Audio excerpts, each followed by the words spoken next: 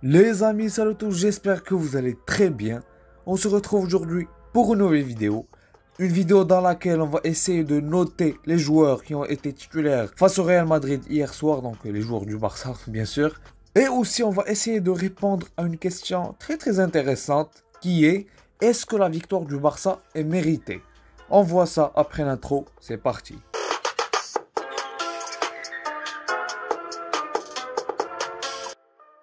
Juste avant de commencer les amis, j'aimerais juste montrer à ceux qui me découvrent grâce à cette vidéo ou bien ceux qui regardent pour la première fois mes vidéos notes des joueurs.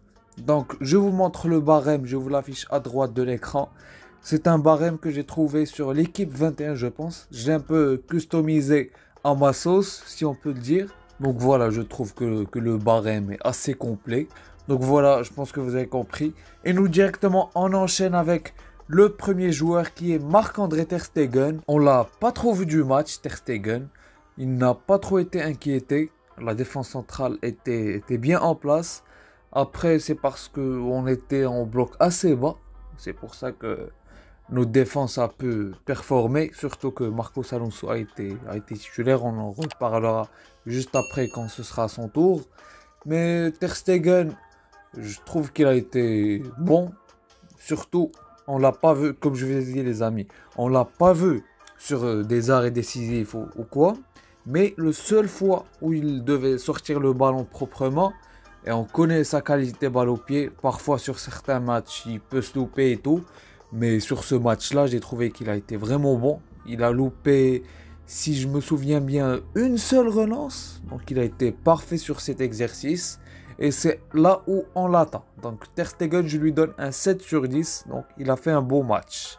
Et on enchaîne directement avec le deuxième qui est Ronald Araujo. Araujo, les gars, faudra en parler un jour de Ronald Araujo. Actuellement, c'est l'un des meilleurs défenseurs centraux du monde, si ce n'est le meilleur. En plus, hier, il a joué latéral droit comme à son habitude contre le Real Madrid. Et il a encore une fois mis dans sa poche Vinicius quoi. Vinicius, l'un des meilleurs ailiers et joueurs au monde. Les gars, au bout d'un moment, il faut être honnête. Vinicius, sur sa saison dernière et cette saison, il est vraiment en train de progresser de fou. Je me rappelle d'un temps quand on était en train de le comparer avec Ansu Fati. Et moi, personnellement, je trouvais Ansu Fati plus fort, avec moins de déchets et tout. Mais là, Vinicius a pris une toute autre dimension. L'écart entre Ansu Fati et Vinicius aujourd'hui, il est abyssal. Je pense qu'on peut l'admettre, même si on n'est pas madrilène. Mais bref, c'est pas notre sujet. On revient à Ronald Araujo. Donc je disais que à droite, c'est bon, il a totalement pris l'ascendant psychologique sur Vinicius. Ça fait depuis un an qu'il le mange sur tous les classicos. Tout simplement depuis qu'il s'est occupé de son cas et depuis qu'il joue à droite pour le contrer quoi. Et bah, depuis ce temps, Vinicius ne voit plus le jour pendant les classicos. Juste une petite précision les amis, je vais juger l'équipe sur le match d'hier et je vais être un petit peu indulgent parce que vous connaissez les absents. Christensen avait des gènes, pardon, il n'était pas titulaire. Et comme vous savez, les trois fantastiques de l'équipe, Pedri, Lewandowski et Ousmane Dembélé, ils étaient blessés. Maintenant, on continue avec le troisième joueur qui a été Marcos Alonso, positionné en charnière centrale, il était en défenseur central gauche. Sur la première mi-temps, je ne l'ai pas trouvé fou. Après, Alejandro Balde aussi, il ne l'a pas aidé. Il le mettait tout le temps dans la merde, là-bas dans son coin. Alors qu'on était vraiment pressé par le Real Madrid, ils ont fait un bon pressing, voire même un très bon pressing, le Real. Alejandro Balde, comme je disais, n'a pas aidé Marcos Alonso. Au lieu d'essayer de se sortir du pressing avec ses passes, je parle actuellement d'Alejandro Balde les gars, ou bien avec sa vitesse, il ne l'a pas fait, sauf en deuxième mi-temps il l'a fait quelques fois, mais ça n'a pas été constant sur le long du match. Donc on revient à Marcos Alonso, comme je disais, sa première mi-temps n'est pas folle, il s'est fait vraiment aider par Jules Koundé, alors que Alejandro Balde l'a bien mis dans la sauce.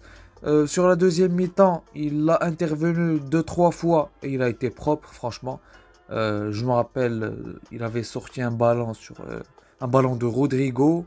Rodrigo qui a été dangereux après son entrée. Donc Marcos Alonso sur sa prestation défensive je lui donne un 6, donc satisfaisant. L'un des meilleurs matchs de Marcos Alonso avec le Barça en tant que défenseur central. Ensuite, les gars, le boss, Jules Koundé. Les gars, il a été un boss total. Il a rendu Benzema le ballon d'or en titre totalement invisible. Il a vraiment mis dans sa poche comme ce qu'a fait Araujo avec Vinicius. Donc il a fait un très bon match. Il était là il nous aidait vraiment dans les sorties de balles, sur les duels. Il était en première mi-temps, plus précisément.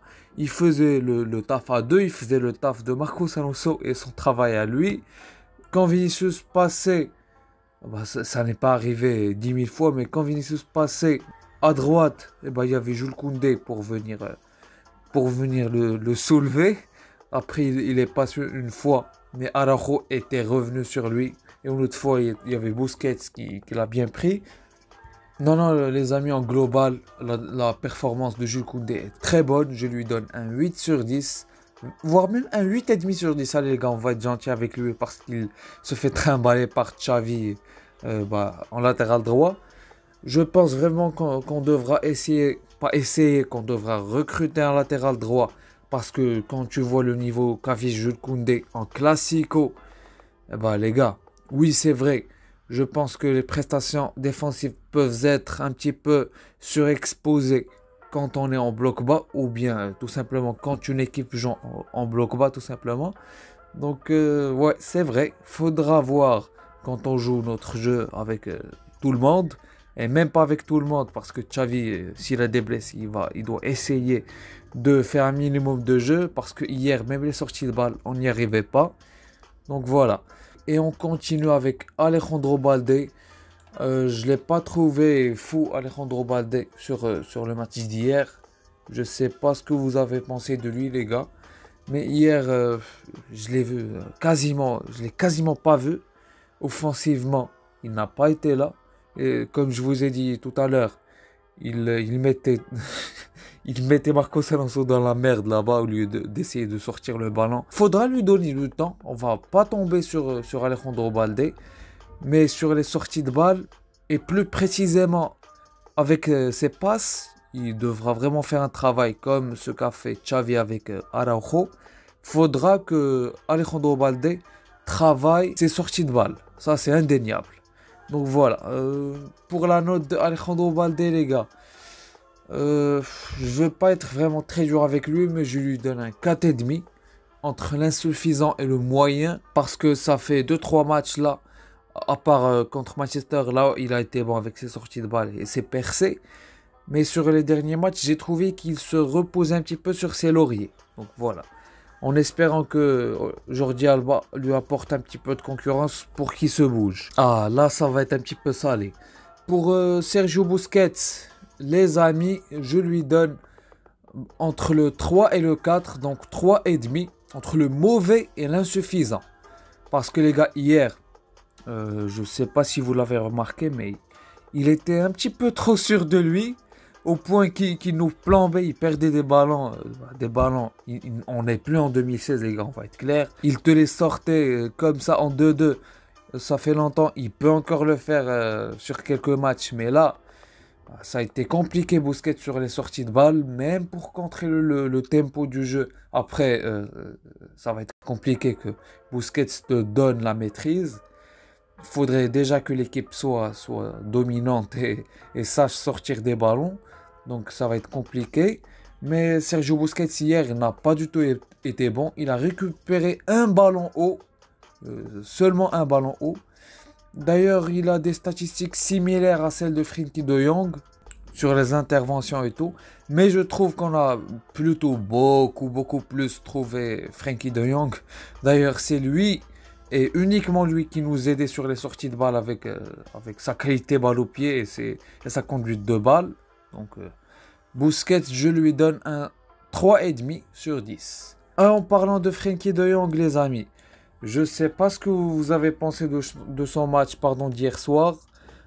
Les gars, Frenkie de Jong, lui aussi, comme Araujo, il est en train de prendre une dimension vraiment incroyable. Je pense qu'il devient vraiment totalement respecté par le vestiaire. C'est un top joueur de l'effectif avec les Pedri, les Lewandowski et tout. Dembélé, on l'oublie pas lui aussi. Et Araujo, désolé les gars, j'ai oublié Araujo. Donc pour la note de Frenkie, les amis, je lui donne lui aussi, comme Jules Koundé, un 8,5. Pour moi, il a été entre le très bon et l'exceptionnel. Il a été totalement énorme hier soir. Tout en prenant en compte la physionomie du match, c'est-à-dire que le Real Madrid avait la possession. Ils nous pressaient sur tout le long du match. Ils avaient le ballon, comme j'ai dit. Donc c'était compliqué pour Frenkie de Jong pour essayer d'exprimer ses qualités. Mais il l'a fait. Donc c'est là où tu vois les grands joueurs. Il a su le faire, même s'il était, on peut dire qu'il était seul dans le milieu de terrain grâce ou bien à cause, lapsus, à cause de la mauvaise performance de Busquets et de Gavi. Et donc Frenkie de Jong a su se montrer et sortir du lot quoi. Tout comme Kessié, mais on en viendra juste après. Donc voilà les gars, je donne un 8,5 pour Frenkie de Jong entre le très bon et l'exceptionnel. Et en parlant de mauvaises performances de Busquets et de Gavi, on en vient à Gavi. Gavi, les amis, hier soir, je l'ai pas trouvé bon, à part, bien sûr, comme toujours, lui aussi, sur l'impact physique, le pressing, la bagarre et tout. Donc, Gavi n'a pas été fou. Je lui donne un 4,5 sur 10 entre l'insuffisant et le moyen, parce qu'il avait clairement, je pense, une ou deux situations. Mais j'en suis sûr, où il a raté son centre. Il pouvait vraiment donner le ballon. Je ne sais pas c'était qui, c'était Rafinha ou bien Ferran Torres. Je pense que c'était Ferran Torres. Et il a totalement raté son centre. Donc il y avait occasion de but. Chose qu'il peut faire et qu'il a pu faire, il nous l'a montré contre le Real Madrid en Super Coupe d'Espagne en Arabie Saoudite en début d'année. Donc on sait que Gavi a les capacités de le faire. En plus, il avait fait pied gauche. Là aussi, hier soir, il a fait pied gauche, mais il a raté son centre. Donc, on attend que Gavi soit beaucoup plus appliqué et essaye de progresser un petit peu sur ses centres lui aussi, tout comme Alejandro Balde. Parce que les centres, c'est un petit peu léger. Et en parlant de bonne performance de Frenkie, Franck Kessié était lui aussi à la hauteur. Il a provoqué le seul but de la rencontre contre son camp de Militao, mais provoqué par Kessié avec son pressing et son tir au début. Il a raté son tir, il n'a pas raté son tir, c'est Courtois qui a arrêté son tir avec son pied.